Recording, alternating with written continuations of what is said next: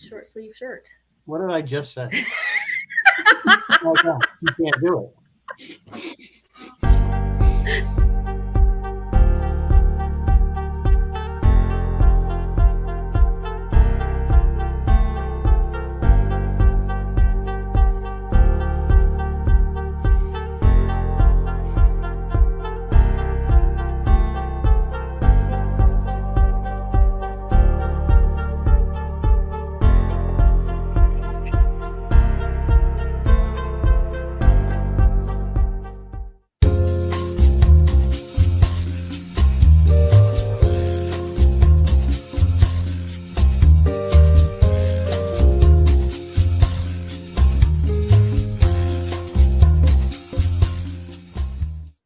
All right. Hey, welcome everybody. It is 7:00 Wednesday night. Sci-Fi Distill. We are Hi, into guys. November. We finished up Halloween last week. Welcome back, Bruce, Hi, and of Bill. course, welcome Mary Beth. So this week we are doing the Apple Plus TV show for all mankind. It is going into What its a great fourth season show. starting Friday. So we're going to do a review seasons 1, 2, and 3. If you haven't seen this Okay. series yet, there will be spoilers, just so you know. So if you haven't seen it, maybe you want to watch this afterwards. But it is really good. It's worth paying even a month of Apple Plus just to watch this one show. But there's other good stuff. Apple does have some really good stuff because there's Silo for sci-fi. There's Silo on there, which is really good. And there is Foundation, which isn't bad. There's 2 seasons of that. Foundation There's other stuff to watch. Apple, I think. Yep. So, all right. So, but before we do that, I assume we have news. We do have news. Let me attempt to fly through the news because I want to get to For All Mankind. Before the news, let me actually just show you guys super fast because I think, look at this adorable, teeny little Sci-Fi Distill shirt featuring the Jeff Rubel design on the back. My nephew's name, Max. That's going to him for Christmas, and I think it's adorable. Moving on. If there's another sale for that stuff, guys, we'll let you know. I'm sure there will be. I'm sure there will be. Oh, absolutely. Yeah. In my very sporadic series, I watched it so you don't have to. I watched the adult animated series Scavenger's Reign so you don't have to. And my review is you might want to. If your pet peeve about Strange New Worlds or sci-fi in general is that nothing is ever truly different or strange or new, watch Scavenger's Reign. It kind of reminded me of that. Do you remember that French movie from 1973, Fantastic Planet or Planète Sauvage or whatever it was called? Only it's even weirder.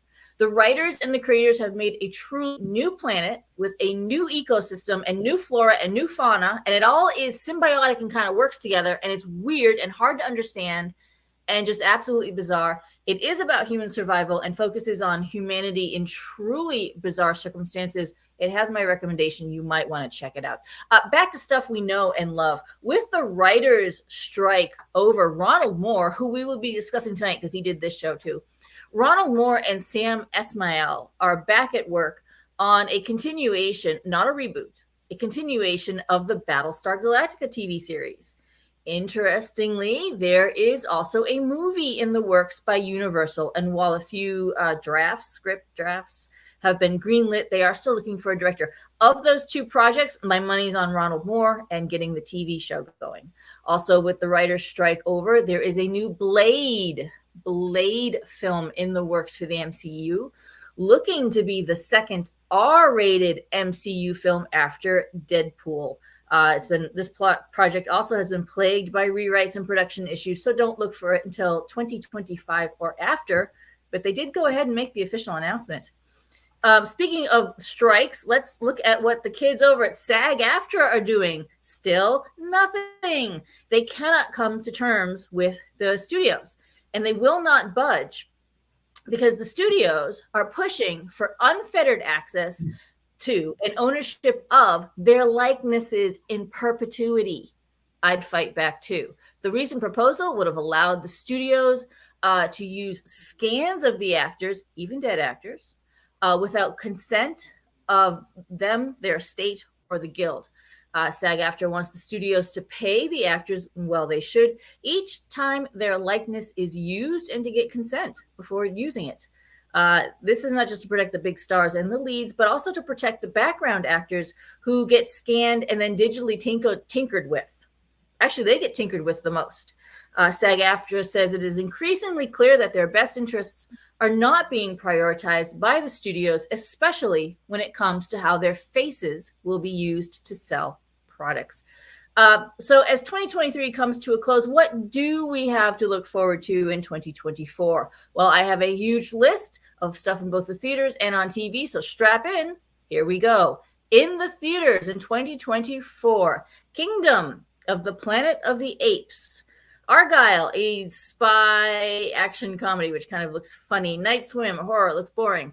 The Fall Guy, I wish it was cool like the actual Fall Guy, but no, it's an Emily Blunt, Ryan Gosling action comedy romance. Elio, Pixar, little kid gets abducted by aliens and apparently hilarity ensues. I'm not sure. Craven the Hunter, a fantasy movie about someone in Africa hunting the animals and then taking on their attributes, which is kind of interesting. Lisa Frankenstein reminded me very, very much of, if you guys saw Warm Bodies, which was a zombie rom-com, this is a monster rom-com, so it's a mon rom-com. Dune 2, of course, Godzilla and Kong, the New Empire, and gotta love this one, The Beekeeper. Yes, The Beekeeper, a Jason Statham action movie, which is a very typical action movie where like he used to be this badass agent, but now he's retired and put around. But then someone kills his wife, kills his husband, kills his kid, takes his dog. I don't know, whatever. And suddenly has to be a badass again. This is it, except Jason Statham was a beekeeper. Yes, this is real, kids.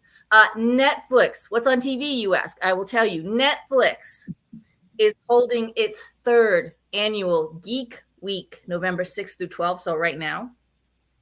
They are showcasing all the cool, geeky sci-fi and fantasy shows that we have to look forward to. And on the list is The 3-Body Problem. I really want to see that. Avatar, The Last Airbender, the show, not the movie. The Brother's Son, Damsel, that looks cool. Devil May Cry, Leave the World Behind, Rebel Moon, we've discussed that on this show. Umbrella Academy, Scott Pilgrim Takes Off, and more. November 6th was Stranger Things Day, so we missed that. Clips and teasers will start tomorrow, and special online events such as interviews and behind-the-scenes stuff will run through the weekend. Go to netflix.com to check it all out. I specifically mentioned Stranger Things because set to open in London, England on December 14th is Stranger Things The Shadow. This is a stage play that fills in some of the gaps before season 5. Think of it in terms of like Harry Potter and the Cursed Child when they did a Harry Potter stage play. It's going to look at Henry Creel's backstory. Now, you're probably thinking this is just a cash grab by the Duffer Brothers, and you may be right. But at this point, with the strikes going on, the original cast will be in their 40s by the time they get to film season 5, and early reviews of this thing are quite good. If it proves popular, they'll film it and run it on Netflix the way they did Hamilton. Moving on to other upcoming things. If you enjoyed Silo, which I did, you might enjoy Beacon 23. Beacon 23 and Silo get a lot of comparisons because they are both written by Hugh Howey. The series, Beacon 23, follows a space lighthouse because Howey apparently has a thing for cylindrical buildings. Silo being a cylinder underground and Beacon 23 being a cylinder in space. It talks about the various keepers who have lived there over the years. It's an anthology kind of flashback series. Every show is a bottle show because they're in the same lighthouse. The first episode focuses on government agent Aster, played by Lena Headey.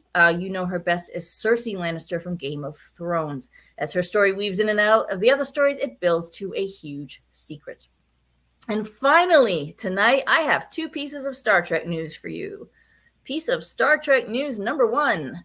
Yesterday, November 7th, Paramount Home Entertainment released a limited edition Star Trek The Picard Legacy Collection. This is a 54, count 'em kids, 54 disc Blu-ray collection, and it houses every season film that features the character Jean-Luc Picard. So we got Next Gen, all seasons 1 through 7. Star Trek Picard, seasons 1 through 3, Generations, First Contact, Nemesis, Insurrection, plus 35 hours of bonus features and behind the scenes stuff to watch. Plus, but wait, there's more. This set also includes an exclusive edition of The Wisdom of Picard. I believe that's the book, which has brand new artwork. It has quotes from the last season of Star Trek Picard. It has the playing cards, so you can do your own poker setup. And it has 4 Chateau Picard drink coasters, so when you drink your drink, you got somewhere to put it. And it has a magnet sheet that features all of Picard's badges. You can slap them all over your fridge.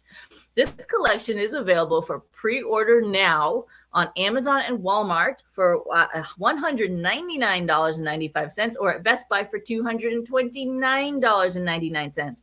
I don't know why there's a price discrepancy, but I will let you guys know when it will actually physically be in stores. And Star Trek news number 2, Lower Decks creator Mike McMahon has discussed his desire to see the series expand into feature films. I have an idea for an animated Lower Deck movie. I have an idea for a live action Lower Deck movie. And I have ideas for brand new, totally original Star Trek movies that don't tie into anything we've seen before. The man clearly wants to make Star Trek content, and I say we let him. He just wants to put it out there. And, what he's saying is that he wants to do stuff that's all different crews, not the same crew over and over, but all different crews, and sometimes suspense and sometimes drama, but maybe also sometimes comedy. He just wants to put out Star Trek content, and I am there for it. Speaking of his Lower Decks, what is going to happen now is Rizzo is going to put up a timer, and we are going to discuss. Yeah, we are going to discuss. Is that the 199 is 246 in Canada? Is that what you're saying, Bruce? Damn straight. Got to put the Canadian price up there. We are going to look at the finale of Lower Decks. Yeah. All right, there you go. So it was the finale. Over. Done. End of. That's it. We didn't need 3 minutes. No, I mean it was a two-parter. Really, it was a 2-part ending because we kind of left episode 9 left us in a cliffhanger, sort of, to go and left episode 10. It's basically the overall story as we find out what the mystery ship that was. Well, we found out at one point they weren't destroying these ships; they were stealing them, and there was a lot of weird levels of I don't want to call it Easter eggs, but throwbacks to TNG. We had Well, we had Will Wheaton come back as a lot of callbacks, and we had a little cameo from some people. Mm-hmm. Yep. So basically the overall thing is that Locarno, the guy that was the head of Nova Squadron, remember that episode where they did the starburst or whatever it was? They tried to do it, and it went bad, and somebody died, and then he got drummed out of Starfleet as a result of it. So now he's back. Basically, he has convinced Lower Deck people on other ships to have mutiny on their own ship, and then he steals them with that, I guess, giant ship transporter thing. They never really explained what it was. So he's created his own fleet, and then of course the Cerritos has to go and get him. That's kind of the gist of it overall. There's a lot more, but I don't want to take the whole 3 minutes. So I mean, it was brilliant, fantastic conclusion. Well, he kidnapped Mariner. That's why they went after her. Right, and the key is we find out why Mariner is the way she is. Yep. Why she went from really eager Starfleet cadet to being kind of a misfit and wanting to always stay as an ensign, because she idolized the one character that was from TNG that died, the Bajoran cadet member or ensign. Picard sent her on a mission and she didn't make it back. So that triggered, but Mariner apparently idolized her, and her death threw her opposite. I don't want to ever be more than a lower decker, even though we know she's much more competent than that. So anyway, we got 30 seconds. Anybody got other thoughts? It was brilliant. I love the fact that they brought back all these actors. It was great to hear. Actually do that, because the Ceto Jax, who was the Betazoid, not Betazoid, the Bajoran, she was only on 2 episodes and hasn't really acted since then. They brought her back for the cameo when they do a flashback to Nova Squadron. Great. Yep. I love the comments that Robert Duncan McNeil played Tom Paris and Nick Lucano. and they make a couple of comments Yes, there. he Doesn't he look looks just like him. Tom Parry? I don't see Yeah, it. Like, see, All right. So the other, they did do that with And Whitney and Nass too. They brought her back, Sonia Gomez, so that she was only on 2 episodes. So clearly they've established that that's a thing. So I assume we'll get another season of that, and we'll look forward to it. So that will they have been greenlit for another season. So anyway, I do have a drink for tonight. This one is called the Full What Moon are we drinking up in Jamestown? So this is Nice. It's pretty simple. It's basically coconut cream and water and vodka. I mean, that's the basic. The instructions are there. You got to make an ice cube of the coconut cream and water, and then you just add vodka, throw in a thing with vodka with some blackberries. It's pretty simple. But anyway, Full Moon, figured it fits tonight's show. So so the basic premise of Full Moon is Hi, Alex. is that we start right with the lunar lander, or really Apollo 10, where they just orbited in the lunar lander but never landed. And of course, we see the astronaut. Now, this is there are characters that were actually a lot. The weird thing about this show is they take people that were real life people from that era, and then they added others that were clearly based on people that were alive in that era. Gordo Cooper, for one, was very similar, but they still had like Gene Cernan and all some of those other guys. But so the initial episode, the first episode, is them doing the Apollo 10 orbit in the lunar lander. And of course, the one main character wants to land because he's like, I can see it. All I got to do is do it. And they knew the Russians were right on their heels. Of course, in reality, the Russians weren't anywhere near landing on the moon compared to us. So there really wasn't much reality there. But what happens is between Apollo 10 and Apollo 11, the Russians do land, and they are the first men on the moon, so to speak. So what that causes is the space race to just continue for decades rather than pretty much fizzling out in the mid 70s, which is what actually happened, because once we got to the moon, the Russians pretty much gave up their race to it because there wasn't much point at that level. So anyway, so initially when I saw the trailer for this movie and heard about this show, I was a little skeptical. I'm like, it's that alternate history. I wasn't sure. The one thing that I know bugged me, and I don't know about you guys, can weigh in on this. When I saw that first episode and you see the Russians land first and the communist flag go up, it bothered me. It was like there was like a weird, like, no, that's not right. It shouldn't. That's just totally wrong. So, but the show definitely that's just the spark that starts it. It's not what the show is totally about, and it becomes our race to the moon, and then we of course try to establish a moon base before them, and it goes on. The cool thing about each season is it's a different era of NASA. So the initial one is the moon landing era. So it's like the late 60s to early 70s. Then the next one, we're in the 80s. We're in the shuttle era. So we're already doing, orbiting, and we've got things, but we still have our base. Now we have Jamestown, which is what our little moon base is becoming, which is getting. And then, of course, the next season is the race to Mars. And it's not just a race between the Americans and the Russians. It's the Americans, the Russians. I think the Chinese might be in there somewhere. The Koreans and an independent, commercial operation. So that is the basic nutshell. Did I miss anything of the show? Of course, there's tons of drama characters. And the stakes. Yeah, the stakes are really high. Right. The character development in this show is so good, though. They really do a good job of fleshing out these characters. They're not two-dimensional at all. You find out a lot of them dealing with stuff at home and stuff, which doesn't normally. I'm like, oh, is that relevant? But they make it relevant. Mm-hmm. Yes. I think is very key. Is like a lot of times you'll see these backstories on people, and it's like, well, that has really nothing to do with the main storyline.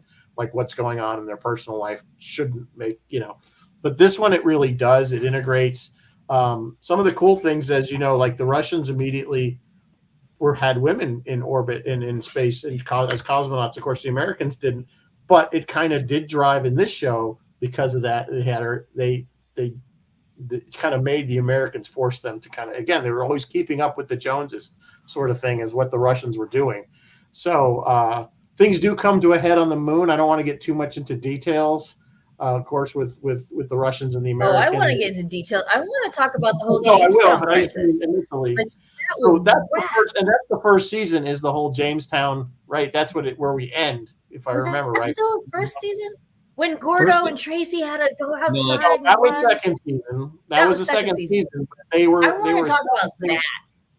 When they got onto Jamestown is when they were stuck up there. Remember, they couldn't get them because of the hi Bob. That's why we're all Bob. Oh, hi Bob thing.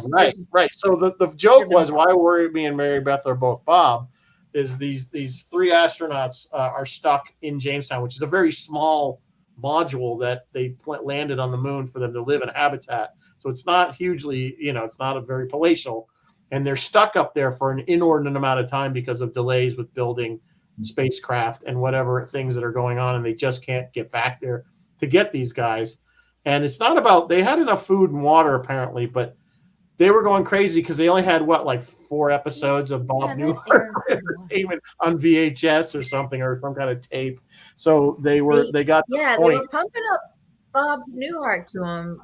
Well, they started reenacting the episodes themselves because they knew them by heart. Absolutely, they knew them so well. So the joke became they saw one another. They knew them by heart, but then Gordo kind of started going a little. Kind of started to space happy. Yeah, I mean they've been up there 3 months, so that was so, a gist. And that's when he was like, making them do it. Say hi, Bob, and then you say this, yeah. So the one character does start to kind of go space happy, and there was an incident, right? Because he was going to try to go outside or something, I think, and they covered for him, right? If I remember, he was going to seen those red lights. Mm-hmm. Do you remember he saw those red lights off in the distance? And they have yet, unless I missed something. Did I miss something? They never explained those. Was he actually seeing real lights, or was he hallucinating? I think they just assumed he was hallucinating. See, I thought it was another thing like the Koreans. Because once I saw the North Koreans on Mars, it could have been. But the Russians were up there too, so it could have been them doing something. Obviously, that. Oh yeah, it's been the Russians. Yes. To the next, in the second season, Jamestown gets bigger. They add modules to it. There's a lot more people up there, and then the Russians have their facility, and then there's this race for water, for mining on the moon for water and other things. So water, I think it was water, helium or some other gas too. Water. Molly, because Molly is the one who goes down. Remember, she's like, just another minute, and she's chipping out. And she gets the It might have been, but whatever. There's something else, mineral or something that they wanted, and of course tensions are high. It's almost like Bay of Pigs type Cuban Missile Crisis thing going on the moon. But it's the Russians basically took over their mining facility. But the ability of the show to go big and small, and you care about both, is incredible, because you've got all that tension with the Russians and the Americans, plus the fact you've got Gordo, a perfect thing, going for the walk, and the ant farm had been knocked over in the habitat, and all of a sudden he starts hallucinating ants in his spacesuit. And if you can imagine, you can't get at them. There's no way you can take a spacesuit off. If you have a whole colony of ants in there, holy smokes, that is, that's terrifying. But just that, like I said, that ability to go big and small, and every episode had those big and small moments, and it's so well paced. That is such a fantastic point, because they anchor it. So they're doing an alternative history, but this alternative history is really well anchored in actual events that that really happened, and they keep coming back, and they may play it out slightly different in their version, but they come back to these like points in time throughout the show, and it really anchors it. And like the Jamestown crisis on season 2 that I want to talk about, it brings the world to the brink of nuclear war, and then at the last minute it's actually Danny and the Russian who go through and shake hands, and it causes Well, and Reagan's on his plane and it causes well, Reagan's and on his plane and it causes it had a little bit to do with it as well. Yeah, so I just want to Bill Sozak he remembers the Captain Apollo 10 actually being asked to interview if he would have attempted to land on the moon at Apollo 11. They actually, that has come up, and they purposely shorted him on fuel on the ascent module on Apollo 10 because they knew those guys were a little cowboyish and they knew they might attempt it. So by shorting them on fuel on the ascent module, they knew they could get down. They could get down, but they couldn't get back up. So knowing that they knew that if you do this, it's a one-way trip. So I just thought since Bill had mentioned that is a fact that they didn't trust their own astronauts. It's also amazing if you go on to if you Google For All Mankind and timeline, they actually have all the different world events and what happened in the For All Mankind timeline, and some played out the same way, some played out differently. John Lennon survived the assassination. Yes. Different things. And it Margaret all comes Thatcher down to, did not. Margaret Thatcher did not. But it's amazing how they've plotted this stuff out. And they've gone back and said the head of the Russian space program had surgery in the early 60s. And their deviation point was he died in real life, and in the For All Mankind universe, he survived. Therefore, he was able to carry on, drive the moon shot for the Russians. Yeah. The other I think key one in season 2 that we learn is that the shuttle never explodes. At least they find the problem with the O-rings. They caught the problem with the O-rings beforehand, which also sparks another whole storyline, because Margot, who is the NASA chief at the time, she's become friendly with one of the Russian scientists and basically kind of slips that information to him because they were copying our shuttle, which they did do. That is an actual thing that the Russians actually got blueprints of our shuttle and were building basically the same exact thing. Yes. So I don't think. And Margot, to her credit, she was trying to save lives. She was doing it right. She wasn't doing it to be treasonous. She was doing it because she said, "Hey, if they, because she somehow saw the version that they had and it still had the old O-ring specs or something, and she was kind of like, you might want to recheck these under these conditions or something." The way she put it, like kind of thing, like didn't really out and out tell them these are gonna cause a problem.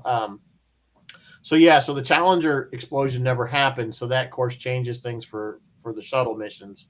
And so there is that whole storyline. We do, again, they carry these characters from each season over and over. Of course, they're getting older and over and over. Margot, it's 30 years, 30 years of their lives. Yeah. So it's like basically almost like a decade or decade and a half between jumps. Yeah. Pretty much. Margot, though, I want to say is important because she starts out as just a regular engineer, and she was kind of mentored by von Braun, who of course we know is all part of Operation Paperclip. And if you know anything about that, you know what I'm talking about. So that kind of, and she once basically realized he was a Nazi, so she broke off his or he worked for the Nazis. I don't want to say that he was one, but so she broke off relations with him, but she eventually became head of NASA, and then things ensue. Because should we tell? I mean, this is a full of spoilers. So the end of season 3, Margot wakes up. Huge plot point. Basically, the Russians find out what she did. Yeah, Margot's in Russia, and they basically start blackmailing her for more information that she wouldn't want to give them, which she ends up doing reluctantly, of course. And then the feds start. Actually, it's one of her own engineers that kind of catches on. Well, Alita figures it out. What do you call it? Not mentor, mentee. But her mentee, yes, prodigy, if you will, or whatever. Kind of discovers that she's the one that leaked this information to the Russians, and then of course she realized she's going to go to jail for a very, very long time. And, but it's interesting because Margot ends up in Russia, right? And her Russian friend ends up in the U.S. United States. Yeah, kind of a juxtaposition there. So, but Mary Beth really wants to talk about the crisis in season 2 on Jamestown. It doesn't matter. I just really like Gordo and Tracy running. Like they wrapped themselves. So what the hell's going on? They had already blown out the window. The Russians came and fired. They fired on Jamestown base and blew out the window to one of the rooms and killed some people that way. And then they entered the base and they were shooting and they shot a nuclear. What they shoot? They shot the control. They shot the controls for the nuclear reactor, which powered the base. That's and the right. only way They to get shot the the controls was to go outside and come back in. Yes, but it wasn't just the reactor that powered the base. They got that sorted out. It was a secret second reactor that was up there to make weapons that the United States wasn't going to talk about. I think that's what it was. I don't remember that part. Maybe I I don't think that's remember what that it was. part either. Anyway, yeah, they shot the. The key is they had to go outside to shut this thing off. They had to go outside. And they did not have spacesuits. Spacesuits. They did, however, have duct tape. So I wish Doc Alexander was here to weigh in on this. I think we have asked Dr. Alexander this, and he kind of made a frowny face. It's Very, very bad frowny. Take Very bad frowny. So there are some interesting chats on the web about the whole thing from some fairly significant people, and it's really a toss-up whether that would have worked or not. Everybody says, yeah. 2 minutes is about your absolute max if it would work at all. If it would work at all, I think not. They weren't even they weren't careful about did you really look at them? They weren't they were creases at joints that I was like, oh, you can't have any gaps. There were gaps at joints, and I was like, it's not gonna fly. It's just not gonna work. No, I mean they pretty much knew. I mean, it did. Odds why they saved the base. They fixed the reactor and saved the base. Yeah. They actually even made it all the way back in, which is the part that killed me. I was like, oh, they made it in. Oh my God. Yeah, but the damage had been done. Yeah. Remember, they're astronauts, not scientists. Yeah, the damage to the blood vessels. Yeah. I mean, I don't know how long he would survive like that. I know he wouldn't die instantly, but because from what I understand, and I wish Doc was here to kind of debunk or whatever, probably tell him I'm not even close, but your blood literally starts to boil because there's no all the gas that's in your blood is held under pressure, and there's no pressure, so it's just like a diver that comes up too fast. I don't think duct tape has been down too long. No too much nitrogen in his blood comes up, the pressure's relieved, and it turns and you get basically the bends. So you get a really, really, really, really, really bad case of the bends, and then it's freezing ridiculously cold. Yeah, but the freezing wouldn't be bothersome because you're in a vacuum and there's nothing to actually conduct the heat off of you. Contact, that would be bad. If you touch the door or something like that, absolutely. I don't know about just that. Your exposure. I think you can lose heat even in a vacuum. I think you can. Like I said, it's there's some really interesting arguments, and I am nowhere near qualified to try and decipher some of the arguments, because every time somebody says that's a good point, and then somebody else comes in and goes, but that. Yeah, right. Dave Bowman did it in 2001. Of course, he was just shot through the door really quick, so he was only exposed for 5 seconds, something like that. So, and even that one was. Doesn't count. I mean, like I said, I don't think you don't die instantly, from what I understand. Well, wasn't there one in the Expanse too? Oh, the Expanse. Somebody jump across to another ship in the Expanse too? What's her name? Naomi did that. She did it. Yeah, she jumped. She jumped Naomi across. did it. Yeah. I think of course, they had drugs and stuff. I think I remember. We've talked about the history and how accurate they are. Oh, maybe. The Expanse. Go ahead. They had, what about the drugs? They had some drugs. Yeah, you're lagging behind again. They had drugs and stuff, I think, that she took to help. I quit. I quit. I can't. Ray Beth has the lagging situation. Okay, I'm gonna jump it because there's so many great scenes over the 3 series, but one of the ones I loved was the landing, the first person on Mars. Right. Well, that's when we get to season 3. We get to season 3, and it's the race to Mars, and the Russians and the Americans get on to Mars first. They're coming down the ramp. They've sort of discussed who's going to, step off first, and basically a fist fight breaks out. And it was And really, it was stupid because it was Americans ship that was the one they landed with. The Russian one was damaged in transit. And I love that Yeah, one they rescued them. And that's basically how they found out that Margot was leaking information, because the one engineer could see their engines and their whatever very clearly, and got some of their specs and said, this is our design, that we get. And she's like, how did they get it? And of course, then she started investigating. But there's that one scene where the astronaut's on the ship, she's tethered, but the two ships are going to collide, and she's like squished, to get crushed between the two ships. That was kind of horrible way to go. That was horrible. It was, There's some very cringy scenes. Love about the whole Mars thing, because they eventually land and they're establishing their base, and now we have this. What's the name of the Helios or something? Is that what it is? Yeah. Helios is the Happy Valley. See it as what?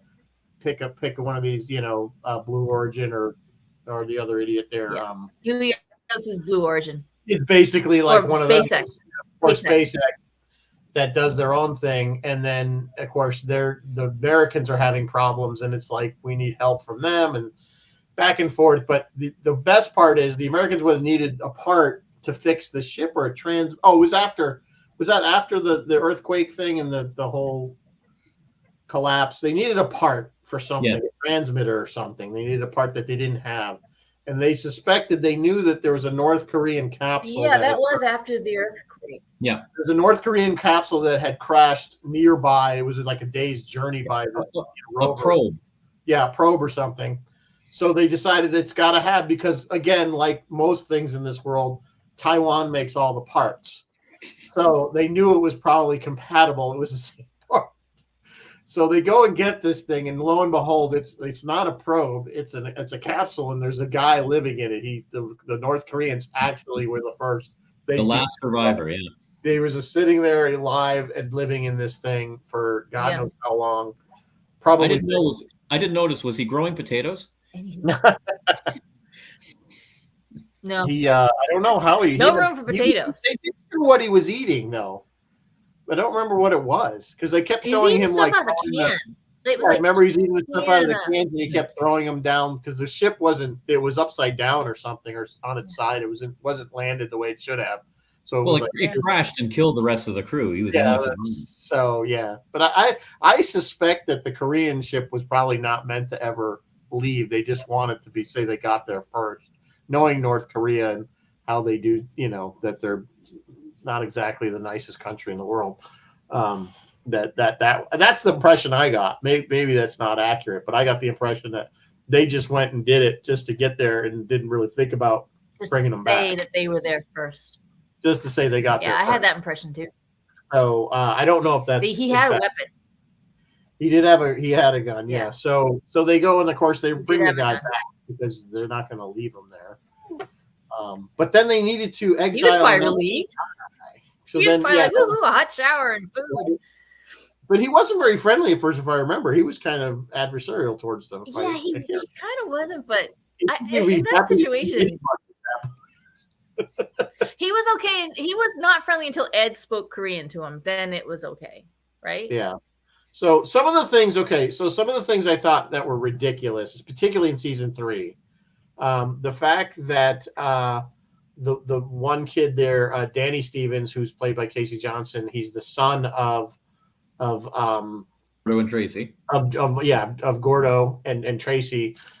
He had a drug problem, for one thing. Plus, he developed a drug problem. Well, yeah, and he had slept with Ed Baldwin's wife. So there's that weird. It doesn't matter. She's dead now. So I mean, hey. Well, she does die, But anyway, so the thing is, we know that it's a known fact to everybody that this kid has issues, and they still let him. Yeah, he had issues before he went. They send him on this mission anyway. So I'm thinking it probably, really wasn't a brilliant idea why they would send somebody with all kinds of already pre-existing problems in a situation that probably was going to be very high stress. And of course, he does do things because he's holding a candle for Baldwin's wife. He wants Ed out of the way. Yeah.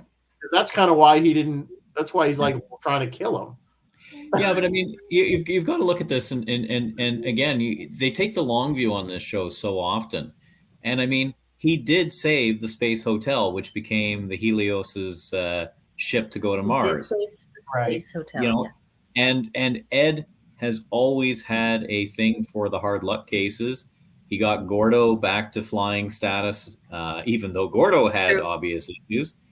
True. He just that's another thing. Gordo believes never in should have people. gone back either. He just believes in people. It's I mean, I know, but I'm just thinking from a reality standpoint. It's one thing to say Ed is gonna launch him along, but the all powers of you would be effing no way. You know what I'm saying? There's no way we're gonna put somebody that's already. It's not just Ed making this decision. The entire team at back on Earth should have been like. So that was one thing that I had. I'm like, this is a little bit suspension of disbelief. At this one point. thing. The other one was how about strapping Kelly? Her getting pregnant and then strapping her to the top of the thing and just I mean launching her. The whole pregnancy thing is killing me. I'm like, you cannot tell me that nobody had any birth control. Like, I mean, this is not a situation where you want to have somebody pregnant. I mean, it's just not there's no idea what low gravity would even do to a developing fetus. Also, well, that's true. Well, it would have been a great science experiment. But the Russians were like, she may be a threat. Why? What? How? How is she a threat? A threat to what exactly? I don't know. I missed what they're saying the daughter was a threat. The Russians knew she was pregnant before she did because they did her blood for. What were they doing? They were working because the guy was the doctor. And he was doing, I don't know what. He knew she was pregnant before she did. And he's talking to the other Russian. Yeah, I don't know. I must have missed that. I don't know why they would have thought she was a threat. But the killer, they had to get her off Mars. So they rigged up this insane launch plan to get her off. To basically launch her into space. And then she has to kind of do this Hail Mary jetpack to catch the spaceship as it orbits. Up to the Helios. So yeah, it was very bizarre. That and they also banished Danny. Oh, Danny did get his comeuppance, by the way. Also, just so you guys know, there are two Dannys: the good Danny that we love, and the bad Danny who got banished to the North Korean capsule. Go live in that capsule away from us. But the gun was buried out there too. So I think that's going to play next season. Right. They figured out that Danny Stevens, was the one that caused the drilling accident that caused the big avalanche or whatever on Mars.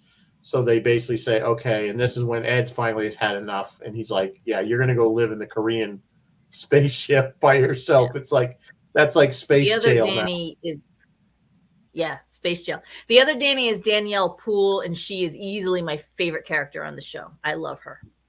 Yeah, she's a good character. I like Molly too.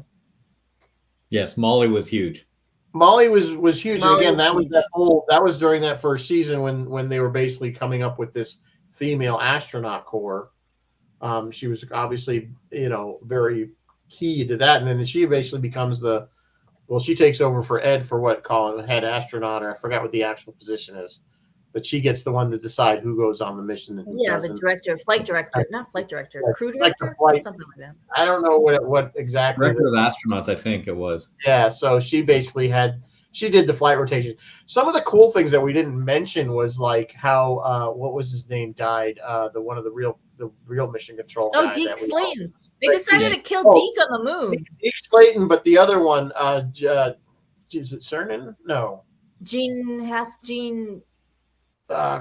Krantz. Yeah, you're right. Yeah, Gene Krantz was standing next to the launch to a rocket, and they were doing some engine tests, and he was nearby. Yeah. Oh yeah, it's like boom, he's dead, gone. So obviously Gene Krantz is still alive. Like that all of a sudden. Gene Krantz is still alive and with us. So, but clearly in that, and then it was the one guy that died on the other mission where the rocket was going out of control. That was. Was that Gene? No, was that Gene Cernan? No. I gotta look it up. It was the one astronaut. The other thing, guys, that we. Go ahead. No, I was going to move on. What was his name? I'm going to look it up. So as I say, move on while I'm looking You look it it up.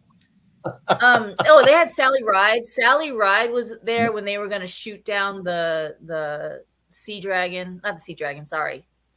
The Sea Bourne. Dragon's what launched it. I don't remember what the name of the actual. You mean the Russian Sally one? The Ride. Bourne? They worked them all in. But while Rizzo's looking at that, there's something else I've got to point out. Like Deke Slayton. I think it was Deke Slayton. Yeah, Deke died on the moon. They buried him on the moon after she revealed after what's her name, who I can't think of her name. Right. She He revealed was she was a original. lesbian. Now, He was the real Deke Slayton was one of the first original 6 or whatever it was Mercury astronauts. And then they found out he had a heart. He had something wrong with his heart, or he had a heart murmur or something. So he became just grounded. But he did eventually get on Apollo 17 or something like that. Yeah, he did go up for something. He went up with a cosmonaut. He There's a shot of him got with a flight cosmonaut. status again. Yeah, they did give him flight status again in real life, and he did get up on the. That's cool. Did The Apollo other 1? thing, guys, that we- I think it did, Bill. I think they did do the Apollo 1 fire. Yeah, maybe they Yes, did. Gus died. Yes. Yep. Yeah, they did do Gus- that. Yep. They did Apollo Soyuz too, Jeff. Yep. Yeah. That was the thing with which they were kind of like, that was during the moon crisis, remember? Yep. That's what you were talking about. Yeah, that's right. It was. There's so much tension, and they were still going to go ahead with Apollo Soyuz. Yeah, because that was Danielle doing that. Yeah. Mhm. Yeah. The other thing, guys, we absolutely have to, we'd be remiss if we didn't touch on this, is that they're so accurate with their history, but they're also incredibly accurate with their NASA, with everything, with every single thing they do. Science-wise, the actual science of being in space is pretty accurate. There's actually Apple TV produces these really short little 3-minute explanations of the science of the episode. So like whatever the episode where the hotel started spinning too fast and made it too much gravity, they did a little 3-minute explanation of how that works. They did a little 3-minute explanation of space sails, the sails that took the NASA ship to Mars and how that would work. It's hosted by Ren Schmidt, who plays Margot. And Ren, in interviews, I've noticed that she especially always mentions a bunch of the guys from NASA who have been advising them on the show, and she always mentions Mike and Denise Okuda. She says they are incredible. She says they are NASA freaks, and they know every single last detail. And if you need to know anything, you just go ask them. And I just thought it was so important for us to mention that, because we knew Mike and Denise were working on it, but and I knew Mike had designed for it. But the cast and the crew, I think, really rely on them to help get certain things right. Mike was very, very involved in the Apollo era mission control rebuild, where they restored it back to the original. Everything works. All the CRTs work. Mike was very instrumental in all that. So he is a font of huge NASA knowledge when it comes to stuff like that. So that they are basically like advisors on this show, and thank God, because again, seems like everything they touch turns out to be gold. Yeah, I mean, it's just everything has a plan to it. It's amazing. The timeline has a plan. The science, why the science went in a certain direction, leads to the timeline. Mm-hmm.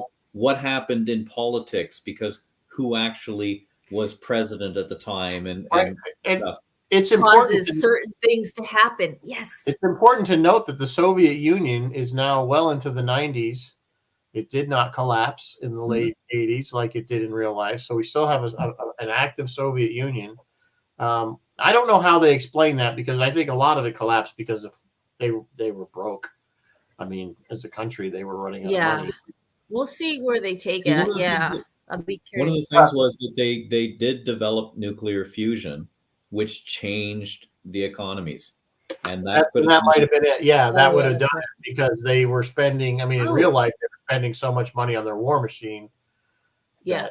The rest of it was cool. The other thing that this show makes a point to say that changed was we escape we don't escape global warming, but we don't have the massive climate change that we have because they did change their power sources. Yeah, because of the fusion, because they found that clean energy. Yeah. Yeah. But The one thing I think I was going to say that we were talking about it briefly was the Sea Dragon. They really didn't, because at the end of season 1, they that was the kind of the little after the credits. the launch of the Sea thing Dragon. launching. Launch of the Sea Dragon. Like, I But thought then that they was launched gonna the be a Sea lot bigger Dragon in deal. season 2. I thought that was going to be a Yeah. lot bigger deal with it, and maybe it was season, but it turned out to be that's just how they got cargo. It was like a big cargo. Yeah, it was just a big cargo there was thing. Yeah. military stuff on there too, but for the most part, it really wasn't anything that clandestine and why they launched it. Yeah. I guess the only reason they launched it from underwater was to keep it more nuclear. Yeah, it was nuclear, but it may have been carrying nuclear components. Because remember, after the crisis at Jamestown, the Russians tried to blockade the moon so that we couldn't get our supplies, and our supplies were in that Sea Dragon. It wasn't called the Sea Dragon. It was, I don't know what it was called, but there were, I think, nuclear components for weapons in there or something. Because, and then Ed decides to blow it up. Remember, there's that whole standoff in space, and Sally Ride. Yeah. Ed said, "We're gonna shoot the Russians," and Sally Ride was like, "No, you're not." That scene. Yeah. So there was Marines actually on the moon. So we get to that point. Oh yeah, that's right. We put Marines on the moon. Oh, that's right. And Tracy, they flew that clandestine thing. They flew. Yeah, it was valley. basically a lunar lander, a bigger size lunar lander that was designed to. It was kind of like this because they were going to go retake base 3, 5, 6. Yeah, it was like the moon bus from 2001. It was the way they got around on the moon fast. And they were riding on the outside. Remember, the Marines were just like hanging on the outside. AC and some other guy were flying them. Yeah, that was. Well, it makes sense because as long as you were strapped to it, it really wouldn't make any difference whether you were inside or out, because there's no air resistance to worry about getting blown or. You know what I'm saying? It's just might as well. I mean, it's not really no much advantage to being inside or outside. Inside, so, except you're attached somehow. So, but yeah, it was just interesting. If you crash or if Tracy scrapes the wall of the canyon. Yeah. So, so it was a good. Then we didn't even talk about the whole storyline of what was happening on Earth with the kids. Like I said, that whole backstory with the one son who kind of got caught up with the terrorists. And what purpose did that serve besides just to kill off Karen? Like, I don't. You'll see it come to fruition because you look at this show and each season jumps 10 years. So the annoying kids in the background in season 1 all of a sudden are one gets killed in season 2, and then season 3, the other one becomes an astronaut. So you see them develop over time. The immigrant from the illegal immigrant from Mexico, becomes a whiz in science, becomes a NASA flight director, and told the sweet Margot, basically. Yeah. So you look at these, and maybe this season it didn't make any sense, but in season 4 we'll find out. They talk about this being a 6 to 7 year arc that they want to do, and they're hoping to get all of that. They have not had a clearance for 5 yet, unlike 4, which I think was greenlit before 3 came out. But it is still an incredibly popular show, and it's a show that is sort of raised up as this is what we can do in a streaming service. Yeah, it's like I said. Like I said in the when I initially posted this, I said this is probably one of the best shows. I wouldn't even say science fiction shows. It's one of the best shows, period, on modern stuff that's out there. It's just compelling on so many levels. Like I said, I was so happily surprised when I watched the first couple episodes. It just drew you right in. When I was kind of skeptical at first about the storyline, I was a little. The one thing I would say is you probably can't come in, or you won't get as rich of an experience if you come in at the beginning of any of the subsequent seasons.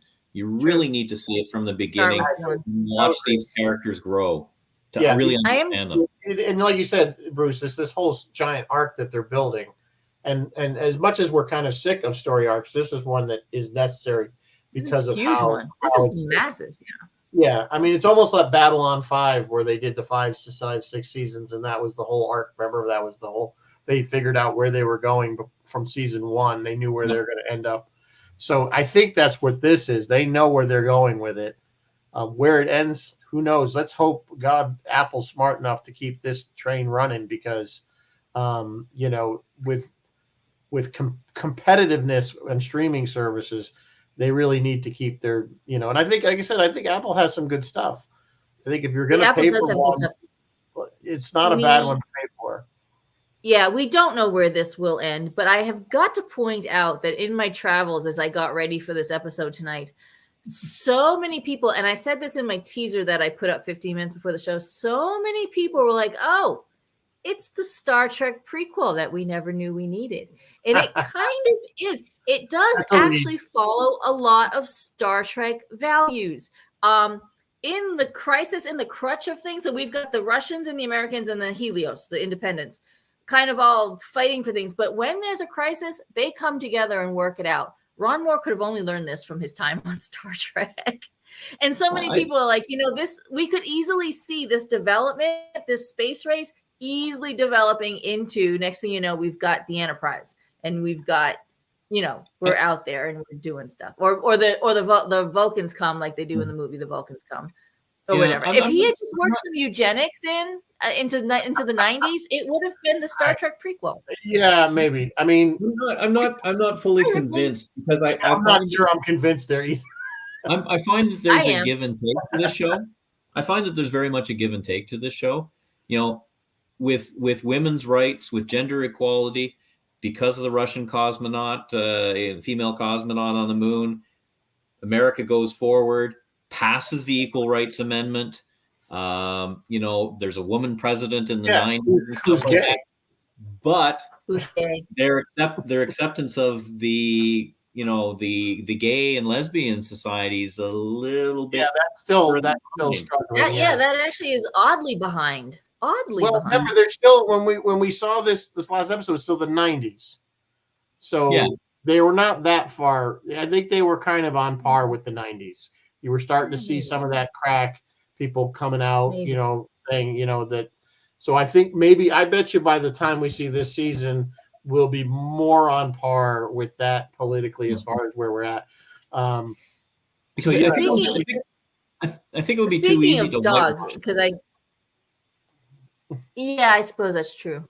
I think it would just be too easy to say, hey, everything's rosy if we kept the space race going and stuff like that. Yeah, they want to keep it real. And I think very real.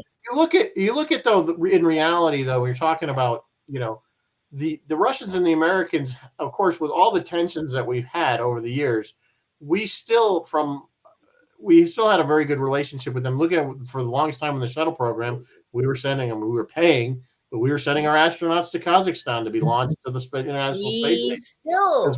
We still have an excellent relationship. Well, I mean, we're now getting SpaceX and stuff to take them now, but for the most part, again, it goes back to Apollo Soyuz. We started that, that kind of that, in space where we're ignoring this crap that's going on down on the planet. So that's why I think it wasn't kind of a pre-Star Trek. I don't know. I think they were just following along. I think it is.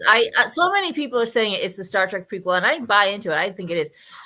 Dogs are reminding me. Did you guys catch that conversation between Danielle Poole and one of the Russians about Laika, that dog they sent into space?